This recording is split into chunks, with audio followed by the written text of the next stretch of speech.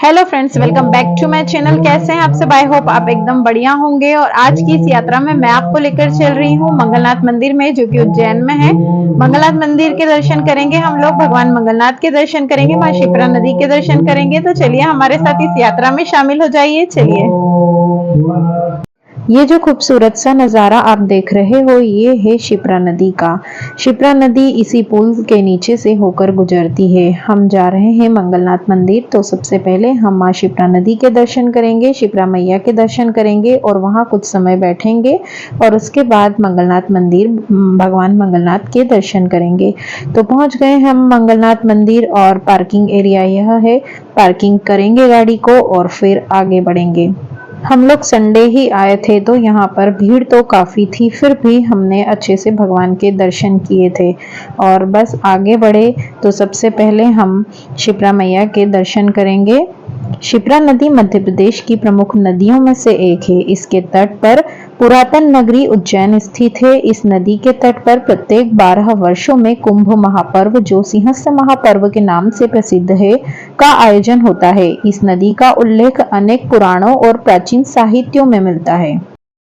और ये है मंगलनाथ मंदिर के अंदर जाने का एरिया। अभी गर्मी है तो यहाँ पर शेड्स लगाए गए हैं, क्योंकि पब्लिक बहुत आती है, बाहर से भी बहुत सारे लोग आते हैं, तो गर्मी ना लगे इसलिए पूरी व्यवस्था की गई है। और फिर हम आ गए अपने घाट पर, शिप्रा नदी के किनारे थोड़ी देर बैठने के लिए। शिप्रा नदी की उत्पत्ति के बारे में एक पौराणिक कथा का उल्लेख है, हिंदू धर्म ग्रंथों में मिलता है। बहुत समय पहले भगवान शिव ने ब्रह्म कपाल लेकर भगवान विष्णु से भिक्षा मांगने पहुंचे। तब भगवान विष्णु ने उन्हें अंगुली दिखाते हुए भिक्षा प्रदान की। इस अशिष्टता से भगवान भोलेनाथ नाराज हो गए और उन्होंने तुरंत अपने त्रिशूल से विष्णु जी की उस अंगुली पर प्रहार कर दिया।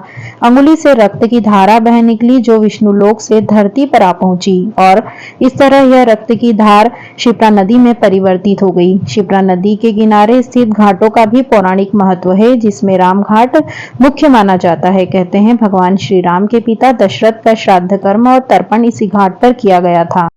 शिप्रा मैया के दर्शन के बाद हम लोग आ गए मंगलनाथ मंदिर के अंदर दर्शन करने के लिए। यहाँ देखा तो काफी लंबी लाइन लगी हुई थी, क्योंकि संडे था, छुट्टी का दिन था और यहाँ का तो अलग ही विशेष महत्व होता है। तो मंगलनाथ मंदिर के अंदर हम आ गए हैं। यूं तो देश में मंगल भगवान के कई मंदिर हैं, लेकिन भगवान मंगलनाथ मंदिर में की गई मंगल पूजा का जो विशेष महत्व है वो और कहीं नहीं है।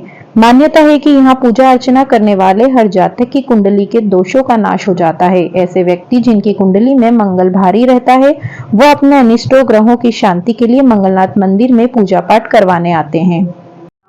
मंगलनाथ मंदिर में पूजा अर्चना करने से कुंडली में उग्र रूप धारण किया हुआ मंगल शांत हो जाता है। इसी धारणा के चलते हर साल हजारों नवविवाहित जोड़े, जिनकी कुंडली में मंगल दोष होता है, यहाँ पूजा पाठ करवाने आते हैं। जय मंगलनाथ भगवान के दर्शन करने के लिए यहाँ पर लोग देश विदेश से आते हैं, पूजा पाठ करवाते हैं और अपने मंगल दोष का निवारण करते हैं।